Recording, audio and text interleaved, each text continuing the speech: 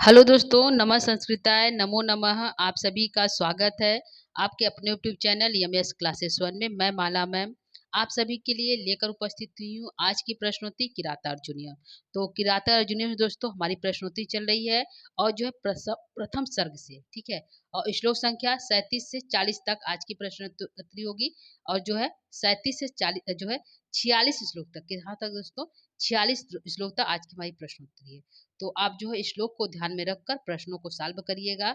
श्लोक संख्या 37 से 46 तक गया है, ठीक है। कहाँ तक? 46 तक, ठीक है। और प्रश्नों की संख्या कितनी है दोस्तों? तो प्रश्नों की संख्या हमारा आज यहाँ पे 40 है, ठीक है। 46 श्लोक तक गया, ध्यान रखिएगा। 37 से 46, ठीक है। तो 40 प्रश्न है दोस्तों। तो आज की प्रश्नोत्तरी आप जो है जरूर करिएगा।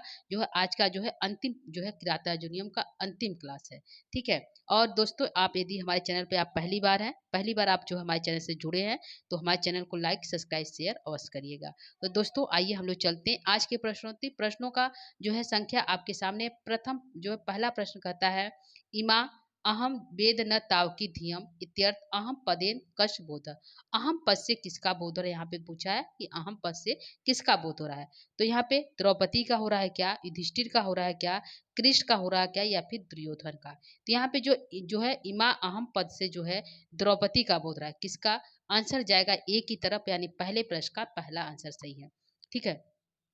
साथ में दोस्तों ये भी ध्यान रखिएगा, ए को हम सही कर लेते हैं।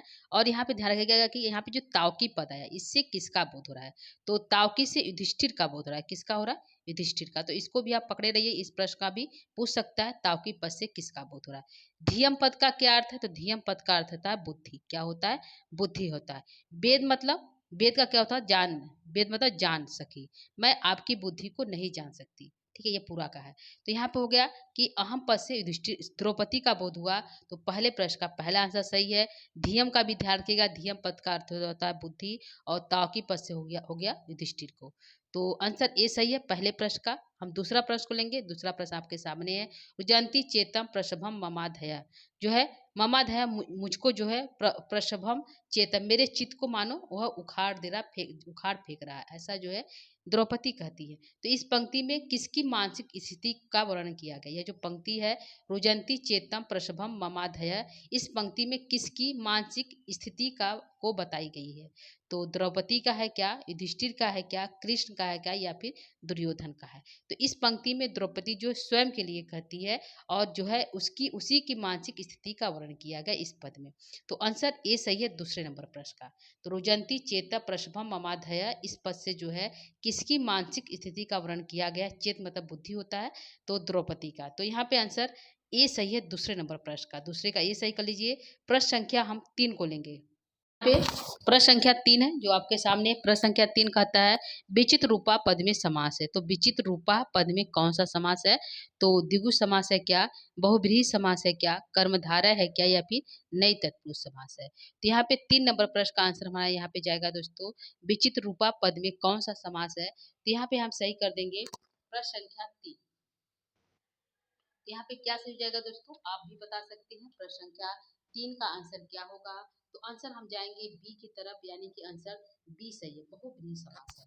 कौन सही है दोस्तों? बहुब्रीहि समास है हमारा प्रश्न संख्या। विचित्र रूपा पद में समास पूछा है, तो बहुब्रीहि समास है। प्रश्न संख्या 3 का बी आंसर सही है दोस्तों। प्रश्न 3 का बी सही है। चौथे प्रश्न को लेंगे, पूरा कह स्तुति गीत, पूरा कह पहले कौन किसको स्तुति गीत मंगलई विबोधते, पहले किसको जो है स्तुति गीत मंगलई स्तुति गीत के द्वारा जगाया जाता था? तो द्रौपदी को क्या, युधिष्ठिर को क्या, कृष्ण को क्या, या फिर दुर्योधन को? तो कौन था दोस्तों विबोधते, किसको जगाया जाता था? तो आंसर हमारा जाएगा इस प्रश्न का, चौथे नंबर प्रश्न का आंसर बी सही, युधिष्ठिर को जगाया जाता था, ठीक है। तो 4 नंबर प्रश्न का आंसर दोस्तों बी सही है, पूरा का स्तुति गीति मंगलई विबोधते, ठीक है। तो आंसर बी सही है, ठीक है। चौथे प्रश्न का बी आंसर सही है। आगे हम 5 नंबर प्रश्न को लेंगे। प्रश्न संख्या 5 कर रहा है, जहासी निद्राम शिवई शिवारुतई इति पंक्ति शिवा पदई को अर्थ है। शिवा पद का क्या अर्थ है, यही पूछा है, ठीक है। तो यहाँ पे आंसर की तरफ चलेंगे दोस्तों। आंसर है श्रृंगाली है क्या, शिव है क्या, सिंह है क्या, या फिर शीशा है? तो आंसर हमारा सही है, यहाँ पे हो जाएगा ए आंसर सही है। शिवा पद का अर्थ होता है श्रृंगाली, ठीक है। तो यहाँ पे आंसर ए हमारा सही है, ध्यान रखिएगा। प्रश्न संख्या 5 का। और यहाँ पे अब देखते हैं सिवा रुतई मतलब रुतई मतलब रोने पर, उसके आवाज करने पर, सियारियों के रोने पर जो है युधिष्ठिर अपने जहासी मतलब छोड़ते थे, निद्रा मतलब निद्रा को। जो शिव थे, जो युधिष्ठिर थे, पहले अपने निद्रा को जो है मंगलई गीति स्तुति के द्वारा छोड़ते थे। अब वही निद्रा को जो है युधिष्ठिर अपने निद्रा को सियारिनियों के आवाज के द्वारा जो है अपने निद्रा को क्या करते हैं, जहासी मतलब छोड़ देते हैं, त्याग देते हैं। पहले जगाए जाते थे और अब क्या कर रहे हैं, छोड़े जाते हैं। तो किसके आवाज पर, श्रृंगालियों की आवाज पे। तो शिवा पद से पूछा क्या अर्थ है, तो अर्थ हो जाएगा श्रृंगाली या सियार, ये भी कर सकते हैं सियारिन, ठीक है, ये भी होता है। तो आंसर ये सही है प्रश्न संख्या 5 का। तो प्रश्न संख्या 5 का ये सही कर लीजिए। प्रश्न संख्या 6 को लेंगे, जहासी निद्राम शिवई शिवारुतई कह। जहासी जो है छोड़ता था निद्रा को सियारिनियों की आवाज से, कह मतलब कौन। तो आंसर युधिष्ठिर है क्या, वनेचर है क्या, कृष्ण है क्या, या फिर दुर्योधन है। तो आंसर क्या सही होगा दोस्तों, आंसर हमारा 6 नंबर प्रश्न का ए सही है। तो 6 का ए करेक्ट करिए। अगला हमारा प्रश्न है प्रश्न संख्या 7 है, अशिवई पद में समास है। तो अशिवई पद में कौन सा समास है दोस्तों, द्विगु है क्या, बहुब्रीहि है क्या, कर्मधारय है क्या, या फिर नई तत्पुरुष समास है। अशिवई जो है न शिवा, अशिवई का विग्रह होगा न शिवा, ठीक है, ये विग्रह है। तो न शिवा अशिवई विग्रह हमारा है। तो आंसर हमारा डी की तरफ जाएगा। प्रश्न संख्या 7 का डी आंसर सही है। अशिवई में जो है नई तत्पुरुष समास है, तो डी सही है दोस्तों प्रश्न संख्या 7 का। प्रश्न संख्या 8 को लेंगे, स्तुति गीति मंगलई इत्यत पद में समास है। तो स्तुति गीति मंगलई पद में कौन सा समास है, तो द्विगु समास है क्या, बहुब्रीहि समास है क्या, कर्मधारय समास है क्या, या फिर नई तत्पुरुष समास है। तो इस पंक्ति में जो है इस पद में कौन सा समास है। तो आंसर की तरफ चलेंगे दोस्तों। आंसर हमारा 8 नंबर प्रश्न का आंसर कौन सा सही है, तो आंसर को लेंगे 8 नंबर प्रश्न का आंसर हमारा जाएगा सी की तरफ, यानी कि कर्मधारय समास का प्रयोग किया गया है, ठीक है। यदि इसकी विग्रह की बात करते हैं तो हमारा विग्रह हो जाएगा स्तुत्या नाम, स्तुति नाम, गीतया इति स्तुति गीतम ता एवं, ठीक है, यह विग्रह है और होगा कर्मधारय समास, ठीक है। तो स्तुति गीति मंगलई में इस पद में कौन सा समास है, समास हमारा कर्मधारय है। आंसर हमारा डी की तरफ चलेगा। 8 नंबर प्रश्न का जो है सी सही है। प्रश्न संख्या 9 को लेंगे, अंधसा पद का क्या अर्थ है। तो अंधसा पद का क्या अर्थ है दोस्तों, धन है क्या, अंधा है क्या, शुद्ध अन्न है क्या, या फिर अंधकार है। तो अंधसा पद का क्या अर्थ होता है दोस्तों, जो है अंधसा मतलब शुद्ध भोजन, क्या हो जाएगा, शुद्ध भोजन। तो आंसर हमारा हो जाएगा सी सही है, शुद्ध अन्न, ठीक है, अन्न मतलब शुद्ध भोजन या अन्न। तो अंधसा पद क्या है, शुद्ध अन्न। तो ब्राह्मणों के द्वारा भोजन करने के बाद जो शुद्ध जो भोजन बचता था उसको जो है युधिष्ठिर खाते थे, जिसका उनका शरीर क्या था, हष्ट पुष्ट था। और वही युधिष्ठिर जो है अब जो है जंगल के कंदमूल फलों को खाकर कार्सता यानी दुर्बलता को प्राप्त हो गए हैं। तो अंधसा का अर्थ होगा, शब्दार्थ की दृष्टि से इंपॉर्टेंट है दोस्तों, कि शुद्ध अन्न, ठीक है, अन्न मतलब भोजन। तो 9 नंबर प्रश्न का ए आंसर सही है। प्रश्न संख्या 9 का ए सही कर लीजिए। प्रश्न संख्या 10 को लेते हैं, पुरोपनीतम नृपरमणीयकम इति कस्य कथनम अस्ति। यह किसका कथन है, तो किसका कथन है दोस्तों, द्रौपदी का, युधिष्ठिर का, कृष्ण का, या दुर्योधन का। यह जो आंसर है प्रश्न संख्या 10 प्रश्न का आंसर जो है द्रौपदी का सही है। यह कथन जो है राजा यानी युधिष्ठिर से कहती है द्रौपदी, ठीक है, पुरोपनीतम नृपरमणीकम, ठीक है। तो आंसर ए सही है। 10 नंबर प्रश्न का आंसर ए सही कर लीजिए। प्रश्न संख्या 11 को लेंगे। प्रश्न संख्या 11 कहता है, मृग द्विजा पद में कौन सा समास है। तो मृग द्विजा पद में समास पूछा है, तो आंसर को लेंगे, द्वंद्व समास है क्या, बहुव्रीहि समास है क्या, कर्मधारय है क्या, या फिर नई तत्पुरुष समास है। तो यहाँ पे जो आंसर सही होगा दोस्तों, मृग मृग द्विजा पद में क्या समास है, तो विग्रह यहाँ पे होगा मृगाश्च, मृगाश्च और द्विजाश्च, ठीक है, मृगाश्च और द्विजाश्च। समास कौन सा है दोस्तों, द्वंद्व समास, क्या है, द्वंद्व समास। मृग और जो है च मतलब और, मृग और द्विज मतलब ब्राह्मण। द्विज का अर्थ होता है, क्या होता है दोस्तों, ब्राह्मण। तो ये भी पूछ सकता है द्विज पद का क्या अर्थ है, द्विज पद का अर्थ है ब्राह्मण, और मृग का मतलब हिरण। हिरण और जो है ब्राह्मणों के जो है खा जाने पर, किसके जो है कुश के अग्रभाग के खा जाने पर जो है वह कुश जो है कुटीला टाइप में हो गया है। तो यहाँ पे मृग और द्विज के दो है जो है हिरण और ब्राह्मण का बोध होता है। तो समास पूछा है, तो समास हमारा द्वंद समास है। 11 नंबर प्रश्न का ए सही है। प्रश्न संख्या 12 को लेंगे दोस्तों। प्रश्न संख्या 12 है, निषदितः पद में उपसर्ग, धातु और लकार है। तो कौन सा उपसर्ग, कौन सा धातु और कौन सा लकार है प्रश्न संख्या 12 का। यहाँ पे प्रश्न संख्या 12 का आंसर देखेंगे दोस्तों। निस सद लोट लकार प्रथम पुरुष द्विवचन है क्या। निस सद लट लकार प्रथम पुरुष द्विवचन है क्या, जो है निस सद लट लकार प्रथम पुरुष द्विवचन है क्या, या फिर निस सद लट लकार प्रथम पुरुष बहुवचन है क्या। तो यहाँ पे जो आंसर हमारा सही जाएगा दोस्तों प्रश्न संख्या 12 का। यहाँ पे पूछा है निस सद लट लकार प्रथम पुरुष जो है प्रथम पुरुष का द्विवचन है, क्या है, लिट है, नी है, नी उपसर्ग सद धातु और लोट लकार प्रथम पुरुष का द्विवचन में बनता है निषदितः। ठीक है, तो आंसर ए सही हो जाएगा हमारा। प्रश्न संख्या 12 का ए सही है। ठीक है, निस नि उपसर्ग सद धातु में के लग से लग कर जो है बना है निषदितः, और जो है इसमें लकार पूछा है तो लोट लकार प्रथम पुरुष का द्विवचन है।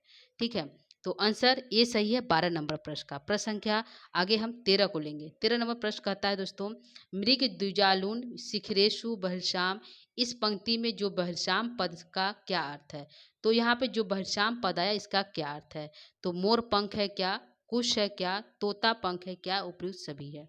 तो बहिर्श्याम पद का क्या अर्थ है दोस्तों। तो आंसर यहाँ पे बता सकते हैं बहिर्श्याम पद का क्या अर्थ है। तो यहाँ पे आंसर में आ जाएगा बहिर्श्याम पद का अर्थ होता है कुश। क्या होता है, कुश है। तो आंसर मृग और ब्राह्मण के शिखरेशु, उसके शिखर अग्रभाग के बहिर्श्याम खा लेने पर, किसके, कुश के अग्रभाग के खा लेने पर, किसके द्वारा, मृग और ब्राह्मणों के खा लेने पर वो कैसा हो गया, कुटिला नुकीला और जो है पैरों में धंसने लायक हो गया है। ठीक है, तो यहाँ पे पूछा है कि बहिर्श्याम पद का क्या अर्थ होता है। तो बहिर्श्याम पद का अर्थ होता है कुश। ठीक है, तो प्रश्न संख्या 13 का बी सही है। प्रश्न संख्या 14 को लेंगे। पराभवम अप्यु अपि उत्सव एव मानी नाम, यह सूक्ति किस ग्रंथ से उद्गृत है। तो पराभवम पराभवम को जो है अपि उत्सव मानी एवं मानी नाम, यदि हम जैसे मानी नाम स्वाभिमान लोग यदि पराभव को भी प्राप्त होते, पराजय को भी प्राप्त होते, तो इस पराजय को भी कैसे मनाते, उत्सव की तरह मनाते। हम जैसे स्वाभिमानी लोग, मानी नाम मतलब स्वाभिमानी लोग, यदि पराभवम यदि पराजय को भी प्राप्त हो जाते, अपि मतलब भी, तो भी क्या करते, इस पराजय को भी उत्सव के साथ मनाते। तो यह सूक्ति किस ग्रंथ से उद्गृत है। तो यह सूक्ति जो है अभिज्ञान शाकुंतलम से है क्या, मेघदूतम से है क्या, कुमार संभवम से है क्या, या फिर किराता अर्जुनियम से। तो आंसर हमारा डी सही है। ठीक है तो यह सूक्ति है किराता अर्जुनियम से। और यहाँ पे एक प्रश्न और बनेगा, यह किसके द्वारा कहा गया है। ठीक है, तो यह जो पंक्ति किसके द्वारा कही गई है दोस्तों, यह पंक्ति जो है द्रौपदी के द्वारा कही है। किसके, द्रौपदी के द्वारा कही गई है दोस्तों। तो इसको भी ध्यान रखिएगा, कथन द्रौपदी का है, जो है ग्रंथ सूक्ति जो है किराता अर्जुनियम से लिया गया है। तो 14 नंबर प्रश्न का आंसर डी सही है, ध्यान रखिएगा। और इस प्रश्न को भी ध्यान रखिए, कथन किसका है, तो द्रौपदी का कथन है। प्रश्न संख्या 14 को लेंगे और 15 को लेंगे। दुष्यिन मित्ता, इस पद में कौन सा समास है।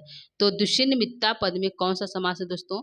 तो द्वंद्व समास है क्या, बहुव्रीहि समास है क्या, कर्मधारय है क्या, या फिर नई तत्पुरुष समास है। तो यहाँ पे जो है प्रश्न संख्या 15 का आंसर क्या हो जाएगा दोस्तों। तो यहाँ पे है कि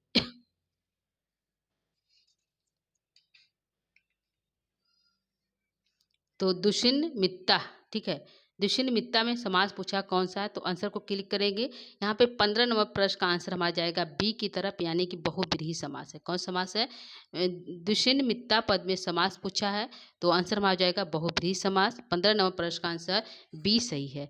13 प्रश्न को लेंगे। प्रश्न संख्या 13, समूल समूल उन्मूलन मूलन इव में मनः, इस पंक्ति में कौन सा अलंकार है। जो है मना मतलब में मतलब मेरा, में पद से द्रौपदी का बोध हुआ, किसका हुआ, द्रौपदी का बोध। द्रौपदी कहती कि मैं मना मेरा मन, समूलन उल्लयन अति हुई, मानो मूल सहित जड़ सहित कैसा करा, उखड़ जा रहा है। मानो मेरा जो मन है जो है जड़ सहित उन्मूलन करा, उखड़ रहा है। ठीक है, तो इस पंक्ति में कौन सा पूछा कि अलंकार कौन सा है? तो उपमा अलंकार है क्या, उत्प्रेक्षा है क्या, परिकरण अलंकार है क्या, या फिर संधेय अलंकार है? तो इस पंक्ति में अलंकार पूछा है दोस्तों। अलंकार हमारा जाएगा आंसर जो है 16 नंबर प्रश्न का आंसर जो है बी सही है, उत्प्रेक्षा अलंकार का प्रयोग किया गया है। ठीक है, तो यहाँ पे आंसर जो है बी को सही कर लीजिए 16 नंबर प्रश्न का। और यहाँ पूछेगा मे पद से किसका बोध हुआ दोस्तों? ध्यान रखिएगा, द्रौपदी का बोध हुआ। ठीक है, द्रौपदी कहती कि मे मन, मेरा मन, समूलन उलम ई, मतलब समूलन जड़ सहित क्या करा, उखड़ जा रहा है। ठीक है, तो उत्प्रेक्षा अलंकार ये भी ध्यान रखिएगा, मे से द्रौपदी का बोध हुआ। तो 16 नंबर प्रश्न का बी आंसर सही। 17 को लेंगे, पराभव अपि उत्सव ए माने नाम, इस पंक्ति में कौन सा अलंकार? तो इसमें भी पूछा है किस अलंकार का प्रयोग किया गया है। मानो यदि यहाँ पे है माने नाम, हम जैसे स्वाभिमान लोग जो है यदि पराजय को भी प्राप्त होते तो इस पराजय को भी कैसे मनाते? उत्सव की तरह मनाते। तो इसमें पूछा है कि इस पद में कौन सा अलंकार है? तो इस पद में अलंकार पूछा है, उपमा है क्या, उत्प्रेक्षा है क्या, परिकर है क्या, या अर्थान्यास अलंकार है? तो यहाँ पे जो है कौन सा अलंकार प्रयोग किया गया है? तो इस पंक्ति में जो है अलंकार हमारा हुआ है जो है अर्थान्यास अलंकार। तो आंसर डी सही है 17 नंबर प्रश्न का। ठीक है, तो आंसर डी सही है, 17 का डी सही कर लीजिए दोस्तों। प्रश्न संख्या 17। प्रश्न संख्या 18 को लेंगे। प्रश्न संख्या 18 कह रहा है, भारवी ने स्वाभिमानी पुरुषों के लिए पराजय किसके समान माना है? जो भारवी कवि है उन्होंने कहा कि जो है स्वाभिमानी पुरुषों के लिए पराजय किसके समान होता है? तो पराजय के समान होता है क्या, उत्सव के समान होता है क्या, मेला के समान होता है, या फिर स्वर्ग के समान? तो यहाँ पे जो है भारवी कहते हैं कि जो भारवी ने स्वाभिमानी पुरुषों के लिए पराजय किसके समान माना है? तो उन्होंने अपने ग्रंथ में कहा है कि स्वाभिमानी पुरुषों के लिए यदि वो युद्ध में पराजित भी हो जाते तो उस पराजय को कैसे मनाते? उत्सव की तरह मनाते।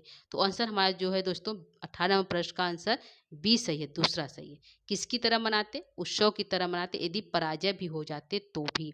तो आंसर बी को सही कर लीजिए 18 नंबर प्रश्न का। अगला प्रश्न है प्रश्न संख्या 19 है, धाम शब्द किस लिंग में है? तो धाम शब्द किस लिंग में है? स्त्रीलिंग है क्या, नपुंसक है क्या, पुल्लिंग है क्या, उपयुक्त सभी है? किस लिंग का प्रयोग किया गया है धाम शब्द में? तो आंसर को लेंगे, यहाँ पे आंसर हमारा सही है। धाम शब्द में जो है नपुंसक लिंग का प्रयोग किया गया है। किस लिंग का दोस्तों? नपुंसक लिंग का प्रयोग किया गया है धाम शब्द में। और जो है धाम शब्द का अर्थ क्या होता है दोस्तों, ये भी जान लीजिए। धाम शब्द का अर्थ होता है तेज। तो कहते हैं कि क्या करिए, आप जो है तेज को धारण करिए, शांति को छोड़िए और तेज को धारण करिए, द्रौपदी कहती हैं। तो धाम शब्द नपुंसक लिंग में है और उसका अर्थ हो गया तेज। ठीक है, तो आंसर 20 सही है 19 नंबर प्रश्न का। और इसका शब्दार्थ भी ध्यान रखिएगा। प्रश्न संख्या 20 को लेंगे। 20 है, निराश्रय हंत हता मनुष्यता। निराश्रय है दोस्तों, निष्राम ने निराश्रय हंत हता मनुष्यता, इस इति कस्मिन काव्य उक्त, यह किस काव्य में उक्त है, व्यक्त किया गया है? तो आंसर को लेंगे दोस्तों। यहाँ पे अभिज्ञान शाकुंतलम है क्या, किराता जुड़ियम है क्या, शिशुपाल बधम है क्या, या फिर कुमार संभवम है? तो निराश्रय हंत हता मनुष्यता, यह जो उक्ति किस काव्य से ली गई है? तो आंसर हमारा जाएगा किराता अर्जुनियम से। ठीक है, किसका कथन है? तो कथन पूछ लिया, कश कथनम अस्ति, तो द्रौपदी का कथन है। यह जो है द्रौपदी कहती है कि निराश्रित हो गई है, जिसका कोई आश्रय नहीं है, निराश्रित हो गई है। हंता हता मनुष्यता, जो मनुष्यता होती है वो क्या कही है, समाप्त हो गई, मर गई है, यानी कि उसको कहीं भी क्या करा, आश्रय नहीं मिला, वह निराश्रित हो गई है। यह द्रौपदी कहती है युधिष्ठिर से। तो वह स्वयं के लिए कहती कि जो हमारी मनुष्यता है वह क्या हो गई है, निराश्रय हो गया है। ठीक है, तो यह जो किराता अर्जुनियम से लिया गया। और किसका कथन है? तो द्रौपदी का कथन है। किस ग्रंथ से है? तो ग्रंथ पूछ दिया तो किराता अर्जुनियम से है, ध्यान रखिएगा, द्रौपदी का कथन है। ठीक है, 20वें प्रश्न का बी आंसर सही है दोस्तों। प्रश्न संख्या 21 की तरफ चलते हैं। 21 प्रश्न कहता है, समेन सिद्धि मुनयो न भूभृत इति कस कथनम अस्ति, यह किसका कथन है? समेन सिद्धि मुनयो न भूभृत, जो है किसका कथन है दोस्तों? तो द्रौपदी का है क्या, युधिष्ठिर का है क्या, कृष्ण है, या फिर दुर्योधन है? किसका कथन है? तो 21 नंबर प्रश्न का आंसर जाएगा यहाँ पे दोस्तों, किसका कथन है? यहाँ पे आंसर है द्रौपदी का। किसका है? द्रौपदी का है। तो समेन सिद्धि मुनयो न पुभृत, यह किसका कथन है? तो आंसर हमारा जो है द्रौपदी सही है। ठीक है, यहाँ पे एक प्रश्न और लेते हैं कि भूभृता शब्द का क्या अर्थ है। तो भूभृता जो है राजा के लिए कहा है, और यह किस वचन में, भूभृता शब्द जो है किस विभक्ति किस वचन में है, तो यह षष्ठी के बहुवचन जो है, षष्ठी के बहुवचन में है। ठीक है, भूभृता कहाँ बनता है दोस्तों, षष्ठी के,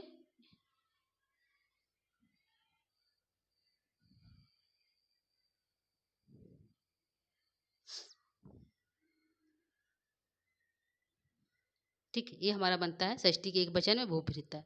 तो यहाँ पूछा है समेन सिद्धि, यानी कि सिद्धि मतलब मुनि लोग जो क्या क्या कहते हैं, समेन मतलब शांति से सिद्धि को प्राप्त करते हैं, शांति से क्या कहते हैं, सिद्धि को प्राप्त करते हैं।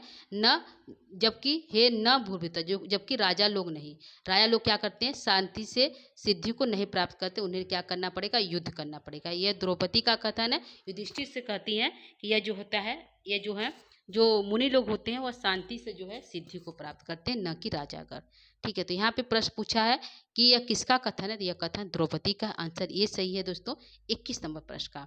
तो आगे हम 22 नंबर प्रश्न को लेंगे। 22 नंबर प्रश्न है प्रसिद्ध संदेही वशाय विदुषाम इति, इस पंक्ति में प्रसिद्ध और संदेही पद में कौन सा लकार, कौन सा वचन एवं पुरुष है, वचन एवं पुरुष है, कौन सी लकार एवं पुरुष है, यह पूछा किसमें, प्रसिद्ध और संदेही, दो पद है, प्रसिद्ध संदेही वधाय विदुषाम, जो है प्रसिद्ध और जो है संदेही वधाय विदुषाम, जो है इसमें प्रसिद्ध और संदेही में कौन सा लकार एवं पुरुष है।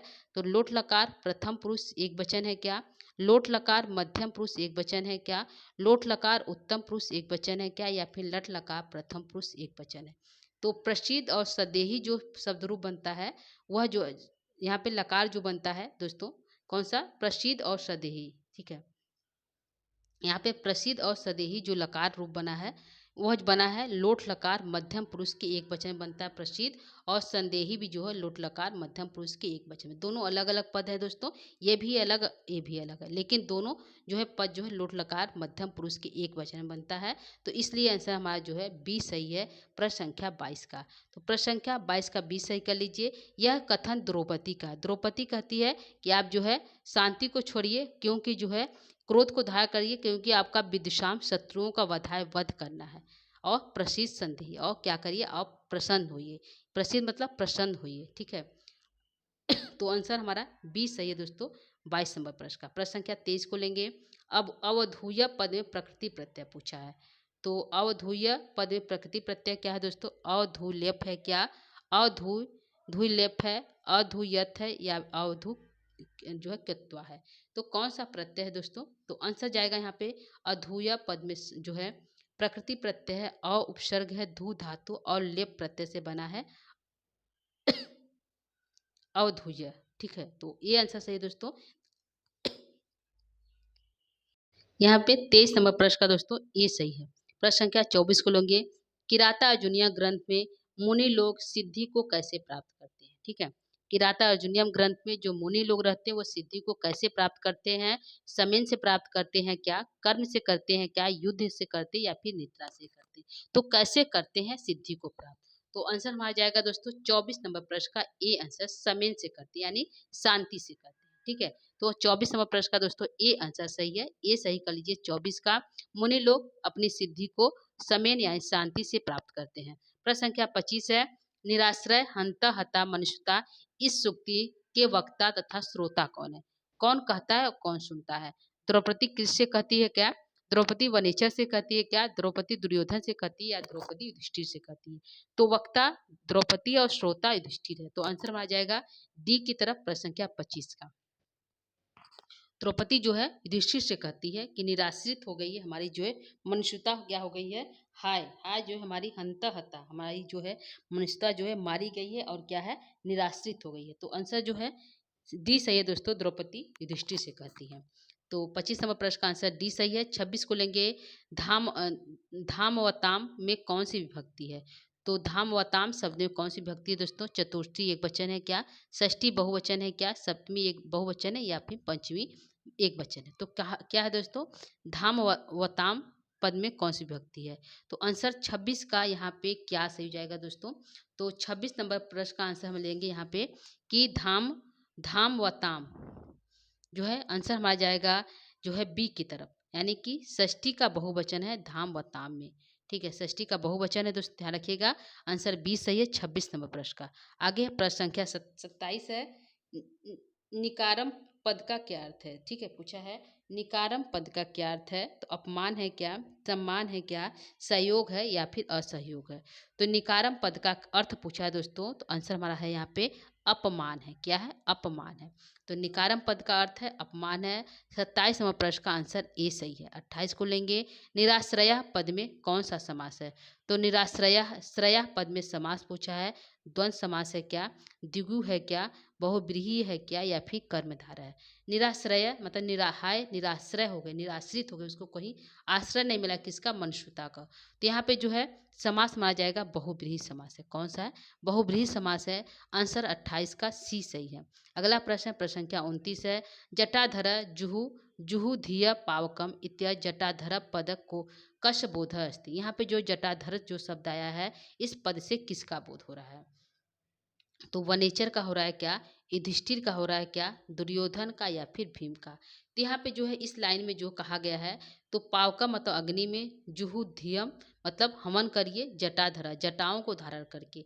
तो यहाँ पे मेन रूप से जो है पद का अर्थ आया है युधिष्ठिर के लिए। किसके लिए है? क्योंकि द्रौपदी युधिष्ठिर से बात कर रही है कि क्या करिए आप बड़े बड़े जो है रख लीजिए, बाल रख लीजिए, जटा धारण करिए, जटाओं को धारण कर लीजिए, और जूही जुहुम धिया पावक और अग्नि में क्या करिए, हवन करिए। तो युधिष्ठिर से कहती है, इसलिए आंसर सिर्फ जो है युधिष्ठिर हो जाएगा। क्या हो जाएगा?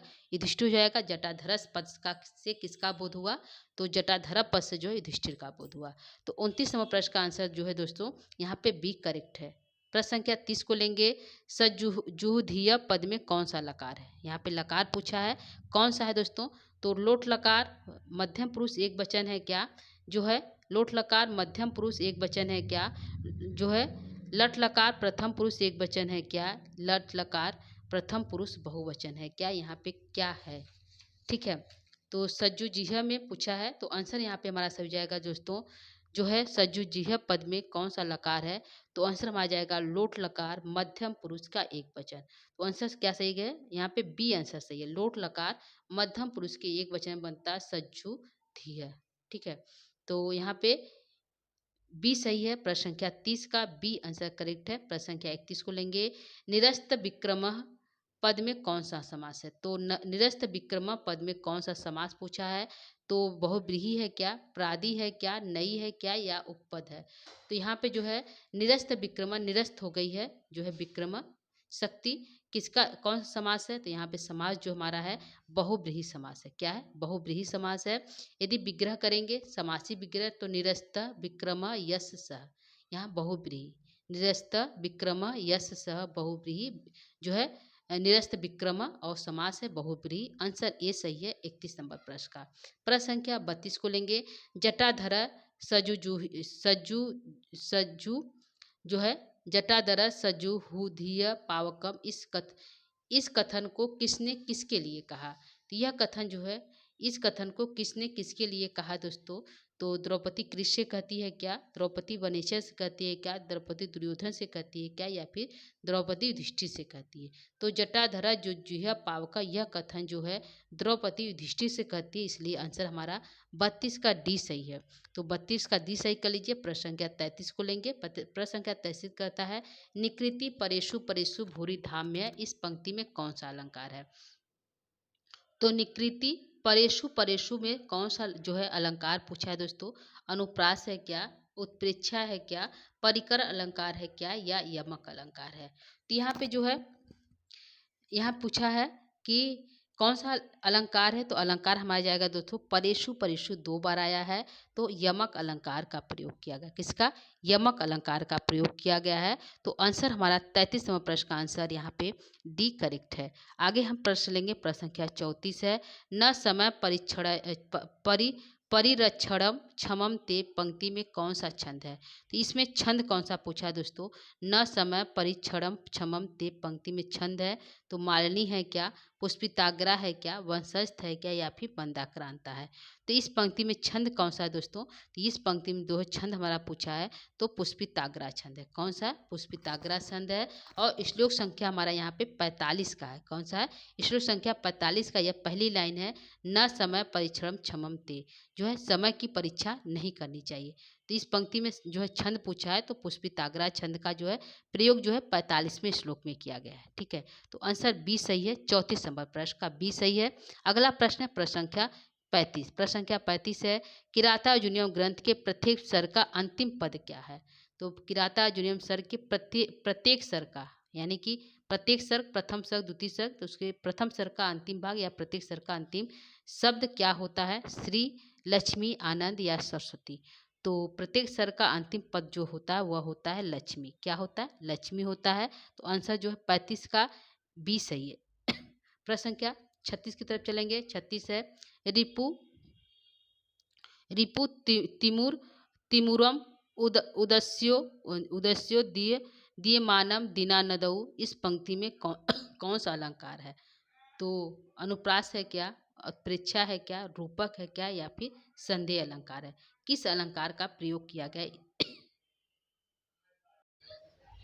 प्रश्न संख्या 36 का आंसर यहाँ पे है कि पूछा है कौन सा अलंकार है दोस्तों। तो 36 का इसमें कौन सा अलंकार है, प्रश्न संख्या 36 का। तो इसमें अलंकार जो हमारा है रिपु, यह शत्रु और अंधकार दो की बातें की गई हैं, और उपदीप्यमानो दिनऊ। तो यहाँ पे जो अलंकार हमारा है रूपक अलंकार का प्रयोग किया। किसका, रूपक अलंकार का प्रयोग है इस पंक्ति में।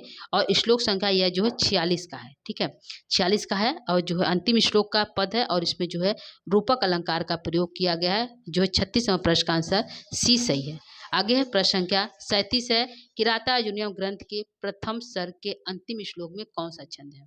तो पूछा है अंतिम श्लोक में कौन सा छंद है दोस्तों, मालिनी है क्या, पुष्पिताग्रा है क्या, वंशस्थ है क्या, या फिर मंदाक्रांता है। तो अंतिम श्लोक में पूछा है, तो अंतिम श्लोक में दोस्तों हमारा छंद है मालिनी छंद का प्रयोग किया गया है। ठीक है, जो अंतिम में यानी कि 46 में मालिनी छंद का है, 45 में पुष्पिताग्रा है, और एक से 44 तक जो है हमारा वंशज छंद का प्रयोग किया गया है। ठीक है, तो ये भी ध्यान रखिएगा। जो है 46 में अंतिम में मालिनी छंद है, 45 में पुष्पिताग्रा है, और 1 से जो 44 में जो है वंशज छंद का प्रयोग किया गया। तो आंसर यहाँ पे ए करेक्ट हो जाएगा। अंतिम श्लोक पूछा है कौन सा छंद है, तो 37 का मालिनी छंद का प्रयोग किया गया। अगला प्रश्न है प्रश्न संख्या 38 है, किसके वक्तव्य के साथ किराता अर्जुनीयम का प्रथम सर्ग समाप्त होता है। किसके कथन के साथ जो है किराता अर्जुनीयम का प्रथम सर्ग समाप्त होता है। तो द्रौपदी के, युधिष्ठिर के, दुर्योधन के, या फिर भीम के। तो आंसर यहाँ पे क्लिक मारा जाएगा, द्रौपदी के वक्तव्य के साथ जो है किराता अर्जुनीयम का प्रथम सर्ग समाप्त होता है। तो आंसर ए सही है 38 नंबर प्रश्न का। प्रश्न संख्या 39 को लेंगे, मालय छंद के प्रत्येक चरण में कुल कितने वर्ण होते हैं। तो मालय छंद के प्रत्येक चरण में कितने होते हैं, 15 होते हैं क्या, 18 होते हैं क्या, 19 होते हैं क्या, या फिर 17 होते हैं। तो कितने यहाँ पे जो है वर्ण होते हैं प्रत्येक चरण में। तो आंसर यहाँ पे जाएगा हमारा दोस्तों 39 का क्या सही जाएगा, 39 का यहाँ पे हमारा आंसर ए करेक्ट है। क्या है, ए करेक्ट। मालय छंद में कुल 15 वर्ड, मतलब प्रत्येक वर्ड में, मतलब प्रत्येक पंक्ति में कितने वर्ड होते हैं, तो 15 वर्ड होते हैं। ठीक है, तो आंसर यहाँ पे जो है 39 का ए सही है। अगला है आज का हमारा आखिरी प्रश्न है प्रश्न संख्या 40। 40 क्या कहता है ये देखिए, रिपु तिमिर उदस्य तिमिरम उदस्य दीय मानम दिनादऊ, इस पंक्ति में रिपु तिमिर पद का क्या अर्थ है। तो रिपु तिमिर पद का क्या अर्थ है दोस्तों, सूर्य है क्या, शत्रु सदृश अंधकार है क्या, मित्र क्या, या फिर दोनों है। तो इंपॉर्टेंट क्वेश्चन बन जाता है दोस्तों यहाँ पे, रिपु तिमिर शब्द का क्या अर्थ है। तो यहाँ पे दो अर्थ है, एक है रिपु जो है तिमिर यानी कि शत्रु सदृश अंधकार, और एक है सूर्य, यानी दो, इसमें दो अर्थ हुआ है। एक सूर्य के लिए अंतिम जो श्लोक है दोस्तों, उसमें एक अर्थ सूर्य के लिए जाता है, और एक श्लोक जो दुर्योधन इत्यादि शत्रु के लिए आता है। तो यहाँ पे जो है रिपु तिमिर आया, इसमें दो अर्थ होगा, एक जो होगा शत्रु सदृश अंधकार होगा जैसे दुर्योधन इत्यादि, और एक हमारा है सूर्य। ठीक है, सूर्य रूपी अंधकार। तो यहाँ पे जो है ए और बी दोनों करेक्ट हो जाते हैं। क्या सही है, ए और बी दोनों सही दोस्तों, प्रश्न संख्या 40 का। तो आपको ये समझ में आ गया होगा दोस्तों, यहाँ पे जो है प्रश्न संख्या 40 का आंसर जो है बी सही है, सॉरी दोस्तों डी सही है। तो आज की प्रश्नोत्तरी दोस्तों यहीं पे हमारी जो है समाप्त होती है। 40 प्रश्न आज जो है कंप्लीट हो गया हमारा किराता अर्जुनियम का दोस्तों, और जो है आज का जो है किराता अर्जुनियम की जो है क्लास भी समाप्त हो गई।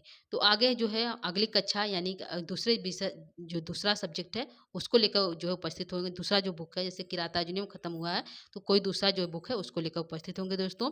तो आज की किराता अर्जुनी समाप्त हो गई। अब जो है बता सकते हैं कि 40 में से आपको कितना सही हुआ और आपको प्रश्नोत्तरी कैसी लगी, यह जरूर बताइएगा। ठीक है, तो हमारा यह प्रयास था कि हम अच्छे अच्छे जो है प्रश्नोत्तरी आपको दे दें।